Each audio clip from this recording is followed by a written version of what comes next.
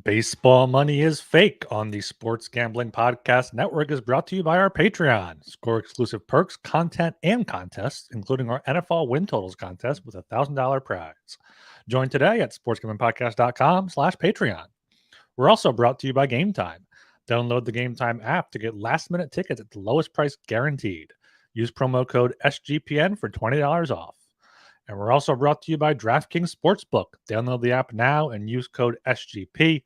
New customers can score $200 in bonus bets instantly when they bet just $5 on any college football bet. Only on DraftKings Sportsbook with code SGP.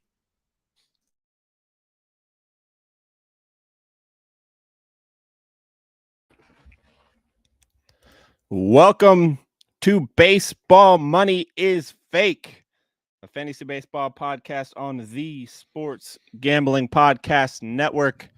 I am Blake Meyer. It is Thursday today. I always love doing these Thursday episodes. This is kind of my reminder that the week is winding down and the weekend is almost here. And for the second day in a row, we had day baseball. And also for the second day in a row, I am joined by my man, Ryan Gilbert. How you doing today, Ryan? I'm a bit tired, It's been a long day. We were texting before the show. It's been a long day for you as well. But yeah, it's Thursday. It's been a gray day here in Philadelphia. Rain, cloudy, like 70 degrees. So good change of pace, but happy for the weekend to get here tomorrow. Man, same. I was just talking with the girlfriend. Shout out Tyler. If you are watching, you always seem to be watching, and I don't realize it. We are going to go to the Mariners game on Saturday. They play some afternoon baseball. A lot of Mariners games seem to be at 7:10 evening time, which kind of sucks because we live like 50 minutes from the stadium. But Saturday's game against Kansas City is at 1:10, so we'll get some cheap center field bleacher seats, drink some beer, and watch some baseball, and I cannot wait for that to happen. Nice. Yeah, I was planning on going to see Shohei Ohtani pitch in Philadelphia. He was lined up to pitch, I believe, on Tuesday night, but that will not be happening. I'm going to be honest. I might be in the camp that I don't know if anybody's ever going to get to see Ohtani pitch again, just to throw that out right at the That is a hot take. That's a hot take right there. My reasoning behind it is because if you're listening to this on the podcast feed, shout out those of you who do on Apple or Spotify or wherever else you listen. If you could leave us a 5-star rating and review, that would be incredible. You probably already heard the news. If you're listening in the live, maybe you didn't. Shohei Ohtani officially tore his UCL. I don't know exactly how bad it is, but I do know that he is no longer pitching this year. He plans to play out the rest of the season as just a hitter. So there is still some use for Ohtani in fantasy baseball moving forward. But I have heard some rumors that he may just be done pitching in general. This is the second time he has torn his UCL in, 4 years? 3 years? 4 years? Second time he's torn it? 4 or 5 years, yeah. And that's not a great look, especially for somebody that does all that extra work with hitting and pitching. It's not just an easy little rehab assignment. Not that tearing your UCL ever is, but he's trying to work double time to get back to contributing both factors when he has the option to take the Max Muncy route and not get the surgery and still play and still contribute to his team and still try and get that mega contract next year. Am I the only one here that thinks he's not going to pitch anymore, or do you think he'll get Tommy John and come back? I think he'll get Tommy John and come back. I think whoever he signs with, he's going to make it known that he wants to be a two-way player still. Unless it could be that bad where a second UCL tear, second Tommy John always takes longer than the first. Usually takes a year plus to get back. So yeah, he won't be pitching next year. You know what? Maybe he should just sign like a 1-year deal somewhere as a hitter, and then hit free agency again next offseason as a two-way player, knowing how he's healthy. But I'm sure he's gonna sign this offseason some mega contract somewhere. And this probably increases the likelihood of him just sticking with the Angels, him sticking with what he knows, him sticking with the trainers and whatnot that helped him through his first rehab. So yeah, he's not going to pitch anymore this season. Obviously, he's not going to pitch next season, but I do think we'll see him back on a mound in 2025, if that's even a real year that exists. But as far as this season is concerned for him, I think he's going to use this as motivation, and he could get to 60 home runs. He's at 44. He'll need 16 in the final, 5 or 6 weeks here, but he doesn't have to worry about the workload of pitching or the workload of his bullpens and whatnot. focusing fully on hitting. He does have that injury, but he doesn't have the surgery yet. He hit a home run yesterday after that. So I'm still confident in Ohtani the batter, and I'm confident in Ohtani the two-way player once everything heals for him. Okay, so my first question then would be, do you think it's kind of, we're in a weird predicament with this, not really weird, but like weird for me trying to figure out how I want to formulate this, in the sense of you don't see a ton of hitters that tear their UCL over the years. It's not a very common injury over the years. But recently we have actually had two pretty prolific hitters tear their UCL, and crazy enough, they did the opposite kind of treatment options of each other. We had Max Muncy, who fucked up his UCL, decided against surgery, played through it. And then we have Bryce Harper, who fucked up his UCL, got the surgery, and then came back early. The one thing they both have in common is that early on, both of their power was, I don't want to say gone, but it was like pretty much like Max Muncy went from like a 38 home run guy to barely anything until August of 2022 when he really turned around. And then everybody saw what Harper did this year. He rushed to come back, which is awesome. He was Superman, but he was Superman that couldn't hit dingers. Now he can, because that time has passed. It started to heal itself more. Do you have any worry that Ohtani may have that same fate of getting his powers zapped, or do you think he's just literally that much better than everybody that he can get through it? No, he's not going to be immune to that. I mean, we saw it back in 2019 when he was just a hitter.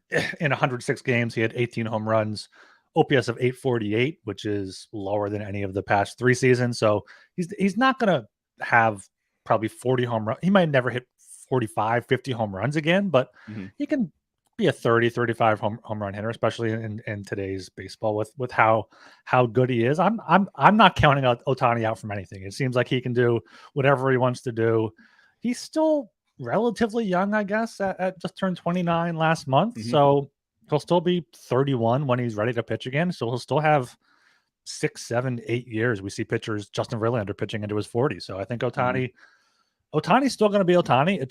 It sucks for baseball that this is happening now, and it sucks for him that it's, and the teams that are going after him, that's happening right now before his free agency. It does suck. And as a fan of one of the teams that is likely to be pursuing Ohtani very heavily in the offseason, the Seattle Mariners, I got to be honest, this feels like we'll get him for a discount. Now, granted, it's still Ohtani, so we're not going to, like, you're not going to sign him for cheap, but it feels more like Ohtani may be able to be signed in the 300 to 500 million range rather than the 700 million range. And if there's one thing I know about Mariners ownership, it's that they are some cheap motherfuckers, and they seem like the kind of guys that love a good discount. Because at this rate, if you're signing Ohtani at the end of this year, you're just signing a hitter at this point, because he's not going to be pitching in your rotation or more. He's not. Maybe 1.5 years, maybe one season, then till the All-Star break in 2025. Maybe. I mean, that's the thing, though. He is one of those players that, like, he's, not to be corny, but he is just built different. Like, so I know how corny that sounds, but it's actually true in the case of Shohei Ohtani. He is one of those guys that's just built different. Like Adrian Peterson, when he came back from the torn ACL in like 6 months or whatever it was, literally just built different. His body can do that. Bryce Harper, even coming back from the UCL surgery in like before the All-Star break, just built different. So I guess he could, but here's the thing. If the Angels are making the playoffs, he's going to get the surgery in early October, I would imagine. That gives him 18 months until the start of 2025 spring training in March. A full year and a half where everyone's going to be focused on getting him back healthy. That's going to be his main focus. A team is not going to, he's not going to go at a discount just because one season out of 10 plus on his contract, he's not going to be pitching, or 1.5 seasons. Teams are taking that risk no matter what. Teams know that risk going in. I honestly, I just said it sucked for teams that are going after him. Maybe this is better now. They know that, okay, they don't have to worry about him having second Tommy John. It's a known factor now. And yeah, I mean, you saw Jacob deGrom, the Rangers paid up for him. And you're getting more than a baseball player with Ohtani. When you go out and get Ohtani, you get Ohtani. You get all your fans to buy Ohtani jerseys. You get all the fanfare coming to games. Like Ohtani is still going to be a huge draw this free agency. I don't think this impacts his potential contract whatsoever. I think it does, just ever so slightly. I think he does come down to that $500 million, which is nuts to say that he comes down to the $500 million range. But I think it does a little bit, and I think it is going to make a few teams gun shy. And I may just start a trend of talking about Shohei Ohtani to the Mariners on every episode until Shohei Ohtani signs with the Seattle Mariners. Or because if you guys know, or that too. If you guys are fans of this podcast, you know that we do record in the off season as well. So this shit ain't going nowhere, baby. Even when the season's over, we're still going to be coming to you live, and I'm still going to be talking about Shohei Ohtani signing with the Seattle Mariners until he does. And he will be the biggest thing in the city when he does. And we have a radio personality out here, Dave Softy Mahler. Dude's been on the radio since before I was born. He made a good point on Twitter earlier today when he said, let's be honest, the Mariners wouldn't be signing Shohei Ohtani to add him to the rotation. They'd be signing Shohei Ohtani to hit. And so if this gets a few teams to shy away, it just may make the Mariners even more all in, because now that he's just fully focused on hitting, who knows like how good of a hitter he could actually be if he only hit. If he gets healthy and only hits, maybe he's a 70 home runs. He's not a 70 home run. He's not even a 60 home run. He's barely a 50 home run hitter. Hey, you know what though? We don't know. He's never done it, so we can't say he can't do it. Yeah, and it's going to be a long conversation probably all off season about people. I think like you said, teams might kind of be scared off by this, but teams like the Yankees, the Mets, the teams that are going to go in big no matter what, are still going to go in big no matter what. So that's my take on it there. And you mentioned going to the Mariners game this Saturday. Why don't you check out the Game Time app if you're looking for tickets? Buying tickets to your favorite event should not be stressful. Game Time is the fast and easy way to buy tickets for all the sports, music, comedy, and theater near you. With killer deals on last-minute tickets and their best price guarantee, you can stop stressing over the tickets and start getting hyped for the fun you'll have. The Game Time app experience is fantastic. They got flash deals, last-minute tickets, easy to find to buy tickets for every kind of event in your area. And, of course, those images of the seat view so you know exactly what to expect when you arrive. You can buy tickets in a matter of seconds, 2 taps and you're set. And the tickets are sent directly to your phone so you don't have to dig through your email. So snag the tickets without the stress with Game Time. Download the Game Time app, create an account, and use code SGPN for $20 off your first purchase. Terms apply. Again, create an account and redeem code SGPN for $20 off. Download Game Time today. Last-minute tickets, lowest price guaranteed. And August is almost over. Time is running out for you to draft your fantasy football team on Underdog Fantasy. Get championship ready for your home league by trying out Best Ball on Underdog Fantasy.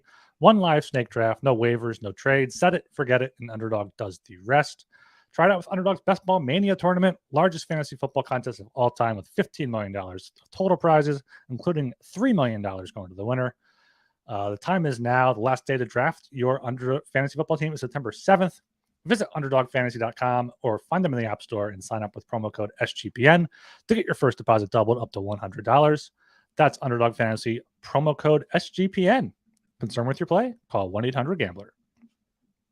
And also kind of buried with this Ohtani news is the news that Mike Trout, 2 or 3 days after being activated, is back on the IL. He's probably shut down. I mean, the Angels are just – Ohtani's not shut down. He's not shut down from pitching, but Ohtani, Trout, two huge losses there. It feels like Mike Trout did the old – he was iffy about coming back, so he came back. And then he saw that Ohtani just tore his UCL and was like, you know what, this whole season is just shit at this point. So I'm gonna head out. And I feel so bad because he's so good and he's meant so much to that team for so long. And the more his career goes along, the more he kind of rivals the career of like a Felix Hernandez to me. Just somebody that pitched for the Mariners for so long, was so good. He was the heart and soul of the Seattle Mariners for so long, and they just refused to really take the overall steps necessary to help him make the playoffs or to help his teams be better. And his career is just going to kind of like come to an end at some point, and we're gonna have memories of Mike Trout because he's so good and he's one of the all-time greats at this point. But you're always just gonna like wonder what could have been. Like Felix Hernandez, what could have been if he pitched in the playoffs? Like he fills it out to the point. I'm not going to Felix Hernandez, right? He's not even going to be a Hall of Famer, which just kills me because he was so good for so long. But he had to do everything. He's thrown like 260 innings there for a couple years in a row, which pitchers just don't do anymore. But keeping on the pitcher bandwagon, I think one thing that is important to talk about is what happens now with that Angels rotation. Now that the Ohtani spot is gone, they have been on a 6-man rotation for essentially the whole year this year. And for me personally, I think the biggest beneficiary is going to be Chase Silseth. He's been their number 5 starter for the majority of the year. He took over as a starter in the middle of July. So I shouldn't say the majority of the year. In the middle of July, he was kind of a long reliever before that. But since he took over on July 19th, he's thrown 26 innings, struck out 35 batters, only given up 9 runs. He's a 3.08 ERA and actually a 2.95 xFIP, which is really, really good. He's got multiple strikeouts on 2 different occasions, 12 strikeouts against the Mariners. I hate to say that out loud. And then 10 strikeouts in 5 2/3 against the Yankees recently. He's got some pretty disgusting pitches. His fastball is pretty hittable. So it's not the best, but he only throws it about 34% of the time. He throws a split finger, which I love. And like guys like Kevin Gossman have shown that if you can throw a really, really good split finger, you can be a highly effective starting pitcher.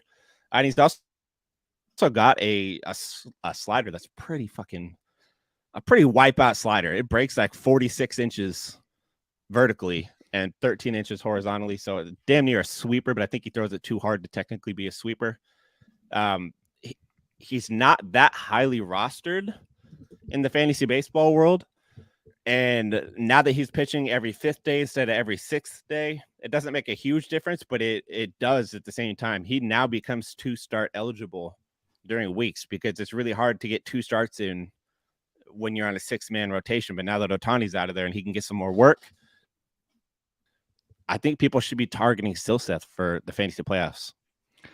Yeah, looking ahead to the Angels' schedule, they do have a lot of days off, so he may not get those 2 starts in a week. But his next 2 starts are this Saturday against the Mets at New York, and then next Saturday at Oakland. So those are 2 great starts for him. I mean, you look at his last start, he got beat up a bit by the Rays, but I mean, you said it before that his first 4 starts when he got put in the rotation, just stellar. 22 2/3, only 4 earned, 31 strikeouts, 1.59 ERA, as you said. So yeah, I think Silseth is a good find there, a good positive to take out of the situation. 28% rostered on Yahoo, so he should be available in most leagues. Yeah, he's been on my radar ever since the Mariners start, but I was iffy about picking him up just because that was right around the time that Cole Reagans also kind of popped up on the scene at the same time. And I liked Reagans more, and Silseth, when he struck out 12 Mariners, that was at the time when everybody was striking out double-digit Mariners. I think Lance Lynn had just struck out 16 of them. So I was hesitant, but now that he's kind of strung some games together, I think he's only gone over 5 2/3 once in that stretch. It was the 7 innings against Seattle. But yeah, he's missing bats. He's got 4 pitches that have a 26% whiff rate or better, which we love to see. So yeah, target some Silseth. And then another guy, just very Angels heavy to start the podcast, I guess. Mm-hmm.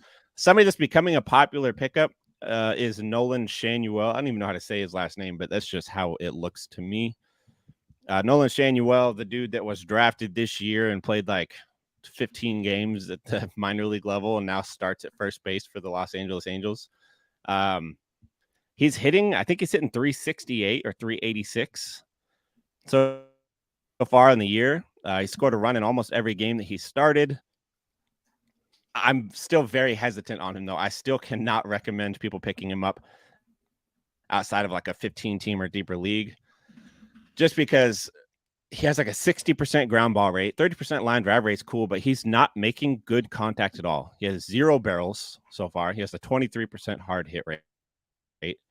his average exit velocity is like 82 miles an hour. It's just a lot of really lazy line drives, which do help with the BABIP. That's the number one contributor to a high BABIP is some softly hit line drives. But yeah, he's not fast, so the ground balls are going to turn into outs at some point. And I think you're better suited looking elsewhere at first base. Yeah, and let me just show you his hit spray chart here, because I mean they're all singles. He's hitting for average 368, but they're all singles, and like he's not going to be able to keep this up. He has 2 singles right here in the infield. two infield singles out of his 7 hits here. Let me zoom in so you can see better. And three infield singles. If you include this one probably just like a little flare to left field. Mm-hmm. His numbers look good, but I would not recommend picking him up whatsoever. Yeah, me neither. What I would recommend you doing is checking out DraftKings. You waited all year, and the time has finally arrived. College football is back, and so are the traditions, the tailgates, and the great offers from DraftKings Sportsbook. Right now, new customers can score $200 in bonus bets instantly when they bet just $5 on any college football bet. They got big Notre Dame and Navy game up this weekend, I believe, so make sure you check that out on DraftKings Sportsbook app. Kick off the season with DraftKings Sportsbook. Download the app now and use code SGP. New customers can score $200 in bonus bets instantly when they bet just $5 on any college football bet. Only on DraftKings Sportsbook with code SGP. Gambling problem? Call 1-800-GAMBLER. See DraftKings.com/sportsbook for details and state-specific responsible gambling resources. Bonus bets expire 7 days after issuance. Eligibility and deposit restrictions apply. Terms at sportsbook.draftkings.com/football terms. And make sure you check out our Patreon. Sign up for the SGP Patreon to get access to exclusive contests, including the NFL win totals contest with a $1,000 first place prize. The guys just recorded their first Sports Gambling Podcast Stories episode just for patrons, chronicling the birth of SGPN. Even a Discord channel just for patrons, and the SGP has and always will give out all the picks for free. Patreon is just a great way to support the network and fight back against corporate gambling. sportsgamblingpodcast.com/Patreon. That's sportsgamblingpodcast.com/Patreon. All righty. Now that Angels talk is over, we can talk about a few more players that we are targeting right now. Just some guys that I think people need to be paying attention to. The first player that I want to kind of get your thoughts on would be Everson Pereira for the New York Yankees. He's been in their system since 2018. At the minor league level this year, in 81 games, he had 18 home runs, stole 11 bases, hit about 300. So, okay power, okay pop. Aaron Boone, I know on the Talking Yanks podcast, he came out and said that the plan for Pereira is to be their starting left fielder, I think it is, for the remainder of the season. But he said he does have the ability to play all outfield positions if need be. With that, that short porch, I guess, out there in Yankee Stadium, are you a little excited at all? I know he's got 2 doubles so far. He hit one today, but he also struck out 3 more times today. So, how are you feeling about Pereira moving forward? Yeah, he's now 1 for 11 with 1 run scored, 1 RBI, and that double today. He's not really on my radar too much. If you look at his minor league numbers, his minor league split specifically, he was great in May, and in June he hit 417, OPS of 1 point. That was only 4 games in June, but then in July 314 when he moved up to AAA. August only hitting 265 with the 837 OPS. And now he hasn't really been doing too much at the major league level. I mean, yeah, Yankee Stadium is always going to be good to hit at, hitting 7th in that order so far. But yeah, maybe in 15-team league, or if you need some take a flyer on an outfielder here. But I would not pick him up in 12-team leagues whatsoever. Chad in the chat said it's going to look a lot like Jake Bauers. And if that's the case, I don't like Jake Bauers. So I also don't like Pereira moving forward. But again, there is still some utility there. 15-team or deeper leagues, or if you're really hurting in a 5 outfielder league, maybe you take a look there and hope we can get into 1 or 2 a week, maybe down the stretch. That might be kind of a lot to ask, 2 home runs a week, but he's got the speed to leg out some doubles and things. So he might be okay. He might have hot stretches, but we also don't have a lot of the season left. So You can't really hold out hope for a guy to have a hot stretch for you at some point throughout the year. Yeah, one outfielder that I did actually pick up today and should be on people's radar. Only rostered in 30% of Yahoo leagues. Adam Duvall of the Boston Red Sox, coming into today at a home run in 3 straight games. Today he went 2 for 3 with a double and an RBI.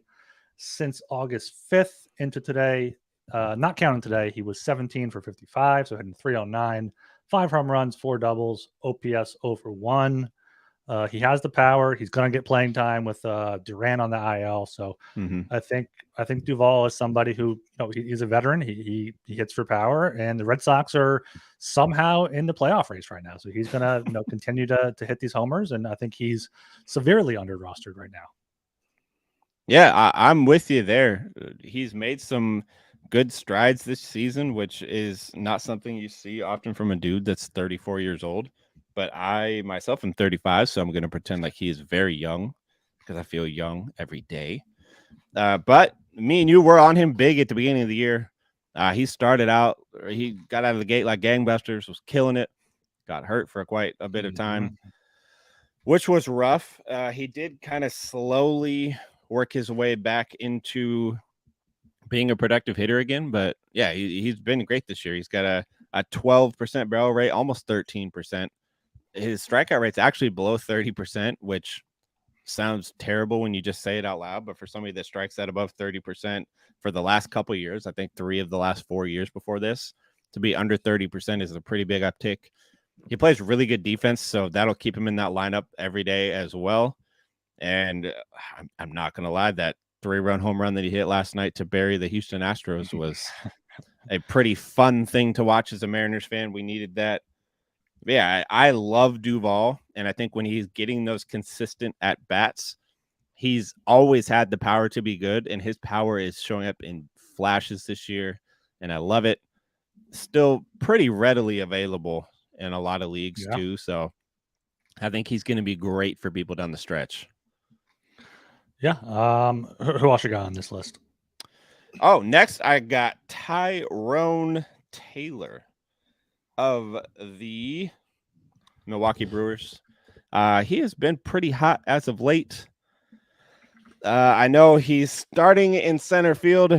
He has been batting 9th, which we talk about a lot. Sometimes batting order is very important in fantasy baseball, especially when you are gauging who you do and do not want to pick up off of the waiver wire. His success has been more recent rather than the entire year. But since, if I could figure out how to maneuver my damn fan graphs, since August 17th, he has 4 multi-hit games out of his last 6, walking 13% of the time, striking out just 4%, hitting 500, which is excellent. Got 3 doubles, a triple, and a home run in that time frame as well. He's stringing hits together, which is good. He doesn't have massive home run power, but he has enough speed to have great extra base hit ability because he does have an excellent line drive rate, and we talk about that here a lot. And he's actually just not swinging at a ton of bad pitches. He's got an under 10% swinging strike rate, 88% zone contact rate. Yeah, again, he's not going to be viable in the 10-team league, but right now he's pretty 12-team league usable, 5 outfield usable.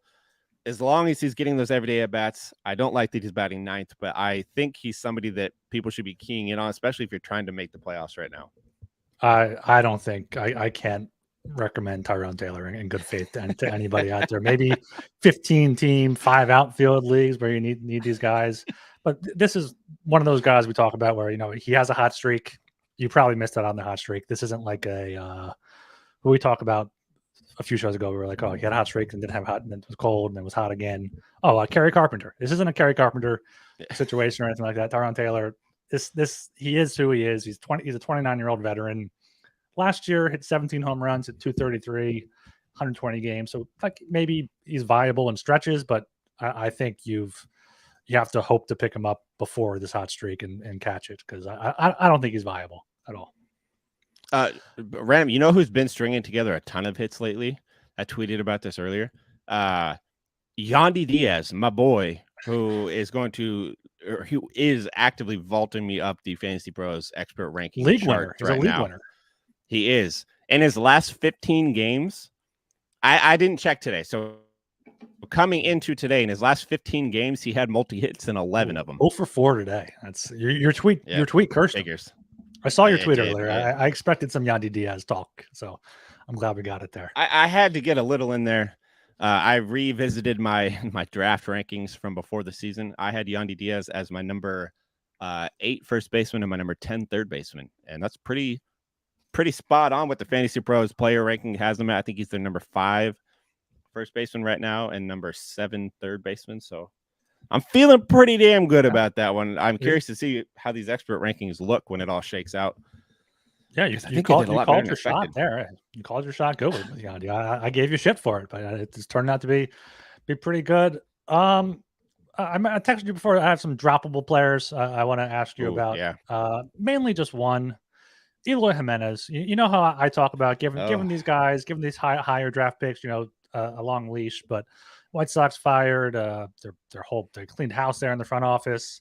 Eloy Jimenez just has not been good this season. It's probably safe to drop him in 12-team leagues, right?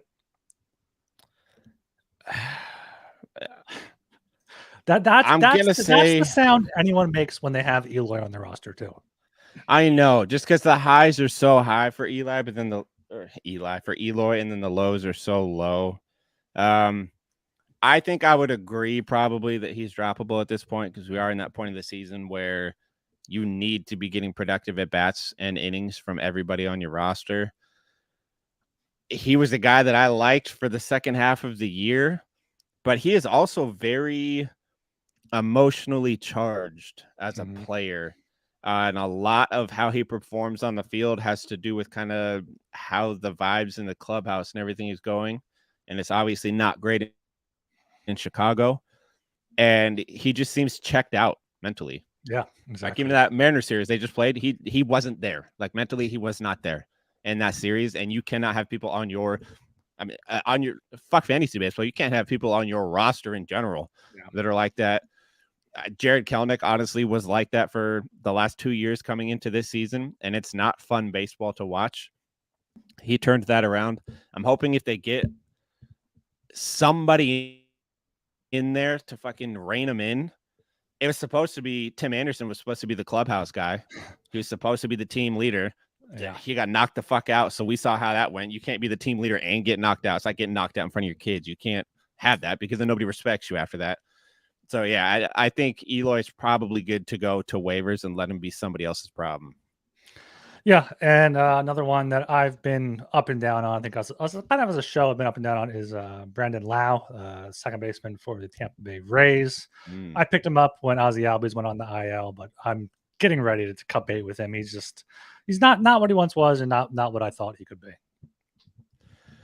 Yeah, man, his start to the year was pretty fucking good, though. He hit those 7 home runs right out of the gate, and then just injuries and everything else faded into the abyss. And I was doing a lot of thinking about that on my way home today after I picked my son up. It's going to be interesting to see how people, including myself, rate a lot of these Tampa Bay Rays guys going into next year because they're a good team, but they're loaded with so many guys that have shown they can be productive that their guys don't play every day. And so we're going to go into next year with guys that have they hit 28 home runs and stole 17 bases last year.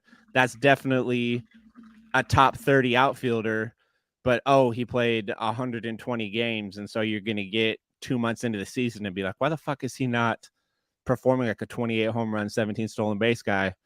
And Brandon Lau, I think he falls into that category for me. He's one of those guys that he has these stretches where he puts up big numbers. And so at the end of the year, going into the next season, he looks so good on paper. He looks like he should be a top second baseman.